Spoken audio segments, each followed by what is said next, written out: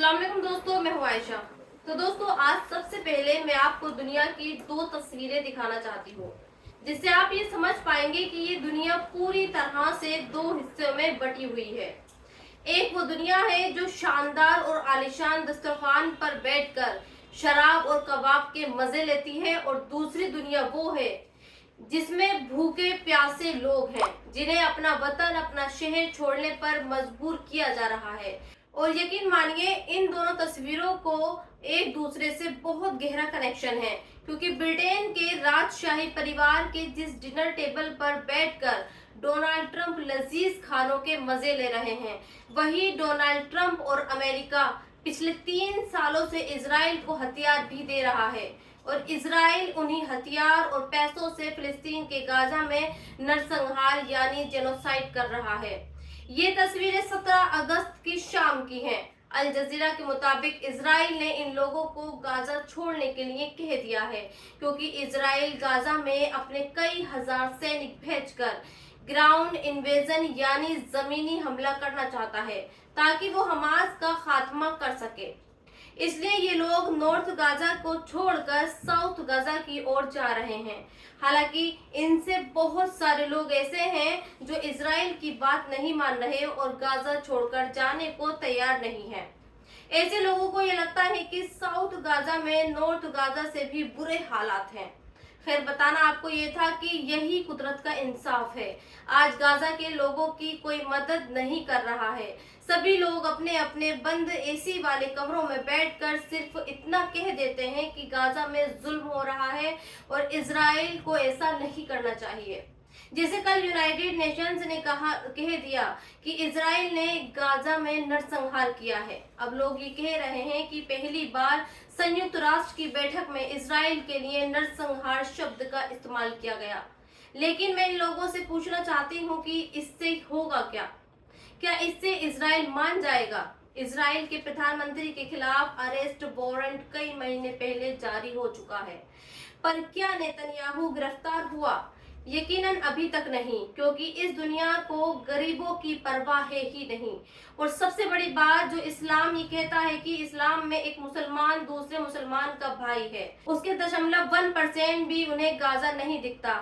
आज सुबह एक और खबर आती है और इस खबर की तस्वीरें भी वायरल होती हैं, जिसमें कहा जाता है कि पाकिस्तान और सऊदी अरब के बीच एक एग्रीमेंट हुआ है, यानी समझौता। और ये समझौता ऐसा है, ये दोनों देश एक दूसरे की मदद करेंगे। अगर एक देश पर हमला होता है तो वो हमला दूसरे देश पर भी समझा जाएगा। यानी कल अगर कतर की तरह सऊदी अरब पर भी इजराइल हमला करता है तो फिर ये हमला पाकिस्तान पर भी माना जाएगा।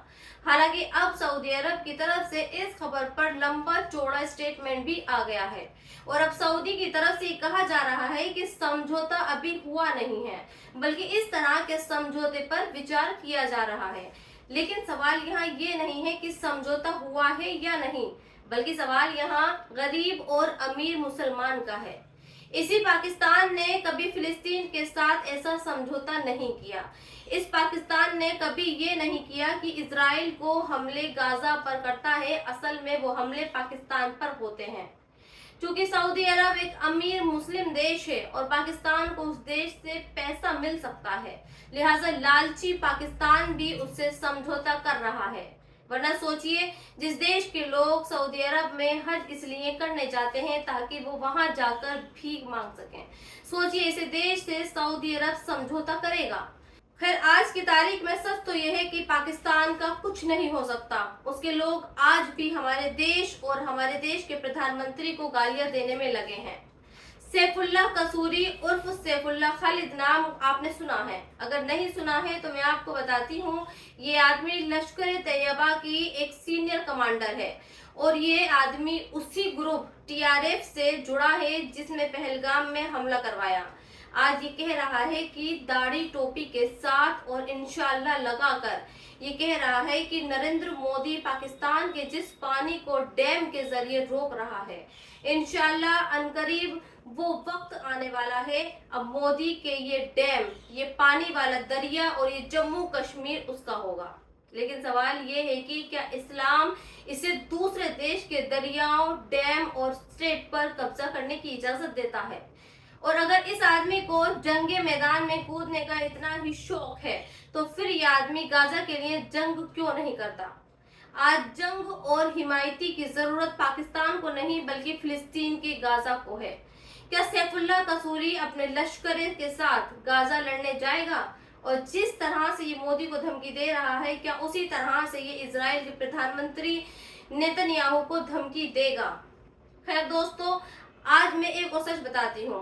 अक्सर मुसलमानों को ये लगता है कि हमारे देश का मीडिया और हमारा देश जानबूझकर पाकिस्तान के पीछे पड़ा है, लेकिन यकीन मानिए ऐसा बिल्कुल भी नहीं है। और इसका सबसे ताजा एग्जाम्पल ये खबर है। आप जानते हैं अफगानिस्तान में भी मुस्लिम रहते हैं और वो भी एक मुस्लिम कंट्री है।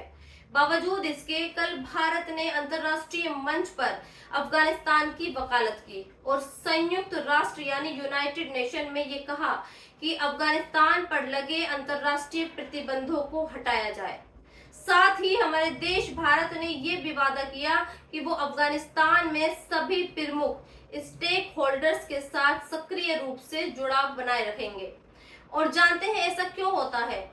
क्योंकि अफगानिस्तान में सैफुल्लाह कसूरी और हाफिज सईद जैसे लोग नहीं हैं जो कश्मीर का राग अलापते रहते हैं और मोदी को मारने की धमकियां देते रहते हैं। फिर आगे बढ़ते हैं और बात प्रधानमंत्री मोदी के बर्थडे की करते हैं। वैसे तो मोदी का बर्थडे का दिन गुजर चुका है, लेकिन सोशल मीडिया पर यह बर्थडे आज भी जिंदा है और इस पर बहस हो रही है कि क्या पीएम मोदी को मिलने वाली बर्थडे विशेष पेड थी और इसकी वजह ये तस्वीर। जी हाँ, कल रात में दुबई की सबसे ऊंची इमारत बुर्ज खलीफा पर मोदी को उनके जन्मदिन के लिए बधाई दी गई। देश की सबसे बड़ी न्यूज एजेंसी ने इस वीडियो को बड़ी शान के साथ पोस्ट भी किया और ये लिखा है कि देखिए दुनिया वालों, मोदी का जन्मदिन बुर्ज खलीफा में भी मन रहा है। अब बहुत सारे लोग ये कह रहे हैं कि बुर्ज खलीफा में मोदी को जो बधाई, जो मुबारकबाद दी जा रही है वो पेड है, यानी उसे खरीदा गया है और इसके लिए पूरे 60 लाख रुपए चुकाए गए हैं, क्योंकि बुर्ज खलीफा में इस तरह की विशेष देने के लिए पैसे दिए जाते हैं। अगर आपके पास भी 60 लाख रुपए हैं तो आप भी फोटो के साथ बुर्ज खलीफा की ये इमारत आपको भी विश कर सकती है। लेकिन मैंने इस खबर को रिसर्च की और ये जानना चाहा कि वाकई ऐसा है क्या। वाकई बुर्ज खलीफा ने मोदी से भी बर्थडे विशेष करने के लिए 60 लाख रुपए लिए होंगे। तो पता ये चला कि हाँ, ये सही है कि बुर्ज खलीफा की ये इमारत कमर्शियल है और पैसे लेती है, लेकिन कहीं भी इस बात की पुष्टि नहीं होती है कि मोदी के केस में भी ऐसा हुआ है। और इसके अलावा कल यूएई यानी यूनाइटेड अरब एमिरेट्स के राष्ट्रपति ने भी बाकायदा सोशल मीडिया पर पोस्ट लिखकर मोदी को बधाई दी, जिससे पता ही चलता है कि बुर्ज खलीफा पर बर्थडे के दिन दिखाई गई मोदी की फोटो पेड नहीं थी, क्योंकि यूएई जिन 7 देशों में मिलकर बना है उसमें एक देश दुबई भी है। हालांकि आज बहुत सारे लोग शाहरुख और आमिर खान ने पीएम मोदी को जो बधाई दी है उस पर भी सवाल खड़े कर रहे हैं और ये कह रहे हैं कि कभी इन कलाकारों ने गाजा के लिए ऐसे वीडियो बनाकर नहीं डाले, लेकिन मोदी के लिए ये लोग वीडियो डाल रहे हैं। तो फिर इसका जवाब यही है कि शाहरुख हो, सलमान हो या फिर आमिर खान, ये लोग ऐसा क्यों करेंगे? क्या गाजा में इनकी फिल्में देखी जाती हैं? क्या फिलिस्तीन इनका देश है? और क्या इन्हें बतौर मुसलमान ऐसा करना चाहिए? और अब आपको इस वीडियो के आखिर में एक छोटी सी खबर बताती हूँ और ये खबर उत्तर प्रदेश के फतेहपुर जिले से है। जिला फतेहपुर में राधेश्याम खेत पर पहुंचे, उन्हें नलकूप की कोठरी से अजीब आवाजें आ रही थीं। उन्होंने कोठरी बाहर से बंद कर दी और चोर चोर कर शोर मचा दिया। पुलिस बुला ली। कोठरी खुली तो राधेश्याम का बेटा ही एक लड़की के साथ अंदर मौजूद था। अब लड़की की फैमिली ने राधेश्याम को बंधक बनाने की एफआईआर दर्ज कराई है।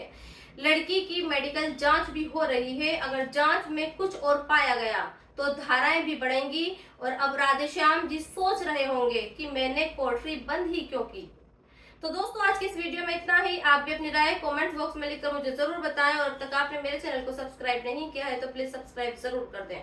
शुक्रिया।